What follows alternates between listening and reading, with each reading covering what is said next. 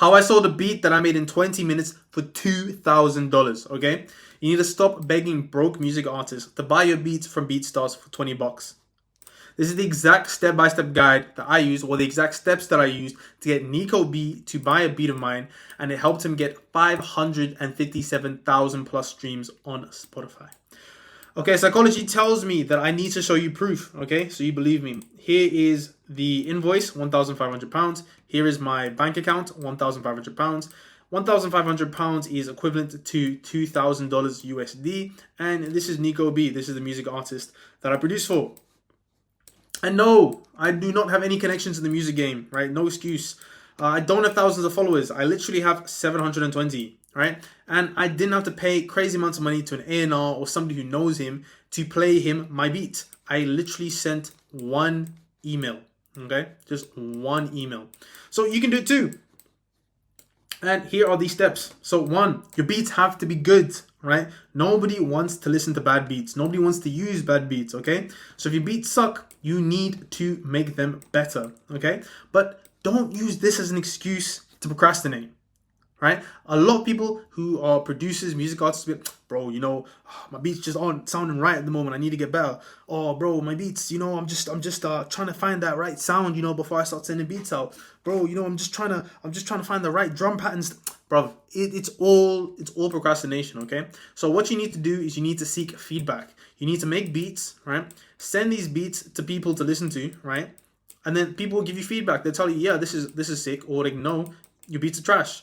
Most people are scared. They're scared of rejection, right? They're scared of people telling them the beats are trash. So they'd rather just not send the beats out, okay? But you need to send the beats out, get people to tell you they're bad, so then you can get better at making beats, right? You work on your beats, you just keep making more beats, blah, blah, blah. Then eventually your beats are going to be good. You're going to send them to somebody and someone's going to be like, yo, these are all fucking sick. You're unreal, okay? And once people do that, you know your beats are good, then you can send them out to more people. But don't procrastinate, okay? This is what I used to do. I used to, oh, you know, my beats aren't really that good. I need to make sure my beats are good. No, make the beats, even if they're not that good, send them to people, get feedback, and then once you get feedback, reiterate on them. Get better at making beats, okay?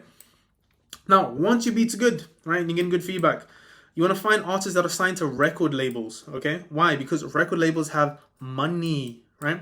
This is Bobby Shmurda. This is his record label, okay? These guys will give Bobby Shmurda, say, $50,000. Right, let me make sure you can see it. $50,000, right? Say, here, Bobby, here's $50,000. Go make us an album, right? Why? Because they want Bobby to spend $50,000 to make an album that will make them, say, $100,000, right? To make them $50,000 profit. So Bobby Shmurda actually has money, right? Actually has enough money to pay for beats, right? When you're selling beats to just random people, right? Just music artists on YouTube with SoundClouds and stuff like that. These music artists are broke, right? They only want free type beats because 1, they know nobody's gonna listen to the music anyway, right? And 2, these people probably have, right, $200 in their account, right? They got $200 in their account. You're selling beats for $50, right? That is literally what? 25%. 25% of their savings. 25% of their savings gone on one beat and a song that no one's gonna listen to. So they're not going to do it. They're going to go on YouTube to MP3 converter and take a beat, right, and use it anyway. Now, someone like Bobby Shmurda, because he's got a record label and they're trying to make money, right, from this music, legally, they need to buy the rights to beats and they have a budget allocated to pay for them, okay? So if you're selling beats for $50, this isn't even 1%. This is 0.1% of their budget, okay? So you can start charging them, say, $2,500, right, for a beat, because that's only 5% of his budget.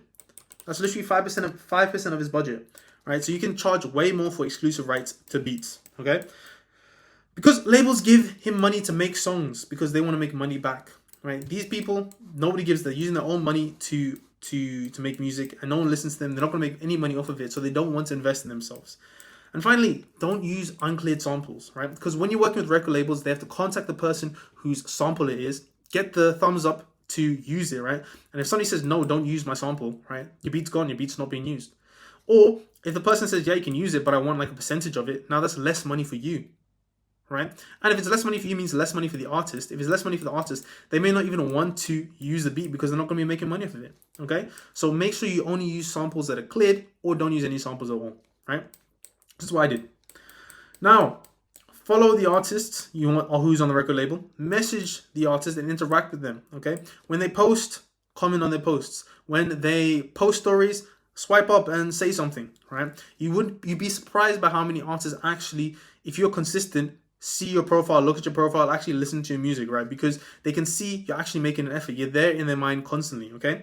So message them, but be chill, right? Don't come off as a fan and don't come off as desperate. Don't be, oh, I've been a fan. I've been a fan since your first album, and I love this song and this song. You just saw me. No, right? Because if you come off as a fan, they see you down here, right? They're up here and you're down there. You're a fan. You're just an annoying fan who's messaging them, right?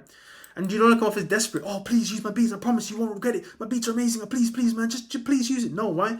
Because desperation repels people. People are repelled by desperation. You need to come off like you guys are on the same level, right? So when you message them, super chill. Hey, bro, made you some beats. Do you have an email I can send them to? Simple. Hey, bro, loved your last song. Can I send you some beats? I think you'll like them.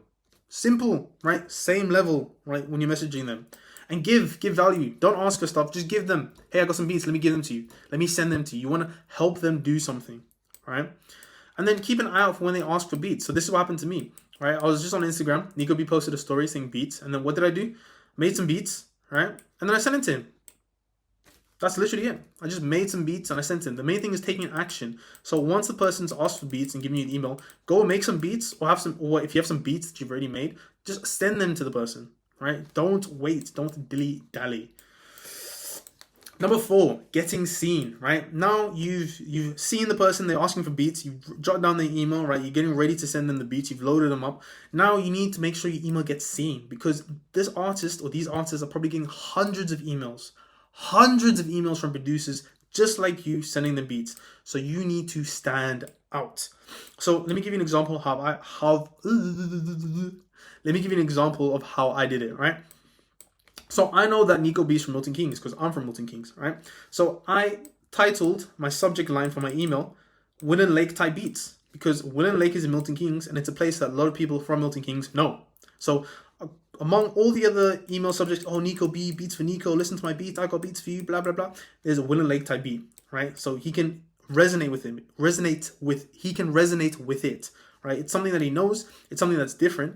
And he even messaged me saying, yo, calling a Winland Lake type beat too, genius, right? Because it got his attention, it made him curious, and it made him listen to the song. Because people send him a bunch of beats and he probably didn't even listen to them, right? So you need to make sure that you get the person you're sending beats to be curious and actually listen to your beat, right? And then if your beat's good, they're going to say, yo, I fucking love the beats. They're beautiful, right? You smashed it. Perfect. Finally, patience, right? It took 2.5 years before the song was actually released, right? I messaged him, I got this message from him in July 2021, right? And his manager only hit me up last year, right? It took a year from when his manager hit me up trying to buy the beat, trying to buy the license for it, till the song was actually dropped, right? So you need to be patient. And while you're being patient, don't have one-nighters. Don't just target one artist. Target a bunch of artists you like, right? So 1, 2, 3, 4, 5, 6, 7, 8, 9, 10, right? 10 artists, right? 2 of them don't lose your beats, don't like them. 2 of them stop making music. 1 of them is like, oh, it's going to take 3 years for the beat to come out, right? Now you got 1, 2, 3. You got 5 other people. 5 other people who are in a similar situation who you can then have a song with, right? So you need to be patient and make sure you reach out to a bunch of other artists while you're waiting, okay? Now, negotiations. So finally, the labels reach out to you. Your beat is amazing. We love the beat. We're going to use it in the album, right? How much do you want for it, right? What you need to understand is that the label, right, wants to spend the least amount of money possible, right, to get the maximum amount of return. That's just how business works. They want to spend the least amount to make the most amount. So they're given a budget, but they don't have to spend 100% of the budget. So when they come in, they're going to, usually what they do is, you don't know your prices, you're a new artist, they're going to reach out to you and they're going to ask you, hey, what sort of prices are you looking at? Right? Now, if you don't know how to price your beats, right, you may say, like, you're selling beats for $50 on BeatStars, right? You may say, oh, 500, let me get $500, right? Oh, $500. And they'll be like, okay, yeah, sure, we'll give you $500. But what you don't know is that budget's like $50K. Right? If the budget's $50K, then they can pay you way more than $500, okay? So what you need to do is you need to, 1, reach out to other people who sell beats and ask for their advice. You'd be shocked by how many people in the music industry will just reply to messages, right? This guy called Budgie, right? Worked with Big Body Bez, Action Bronson, Madlib, right? Just send him a message. Oh, The Alchemist, right? Just send him a message. It's this dude over here, right? This dude, Budgie, right? Just send him a message being like, hey, this artist, right? He offered me $1,000 for an exclusive. should I also ask for royalties? He's like, yeah, ask for royalties and publishing. I had no fucking idea what publishing was, right? Even Stoic Beats, right? 95,000 subscribers, one of the biggest type beats on YouTube, right? Just asked him. He said, yeah, 1,500 is my minimum, and ask for exclusive and 50% royalties. I'm like, okay, cool, right? So go back to them. I'm like, yo, what sort of budget? Oh yeah, what to say? Yeah, get them to make the first offer, right?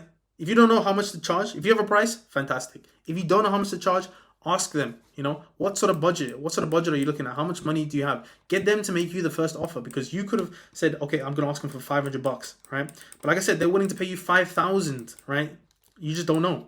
So ask them what they've budgeted, right? So here she's like, yeah, we can agree for $1,000 for exclusive rights.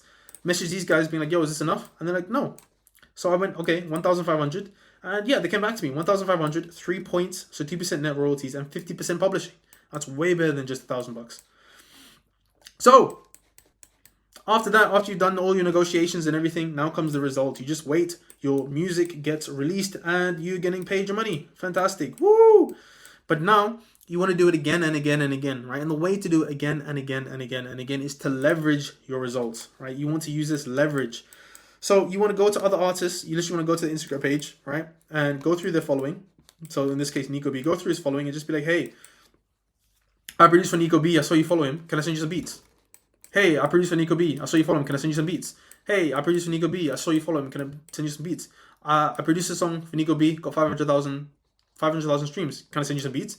Leverage the results you've got, right, to get more people on your beats, and then you can keep selling more and more and more. And as you sell more and more, you can like start charging people more and more money. But like, yeah, that's literally it. That's how I got Nico B to pay me $2,000 for a beat.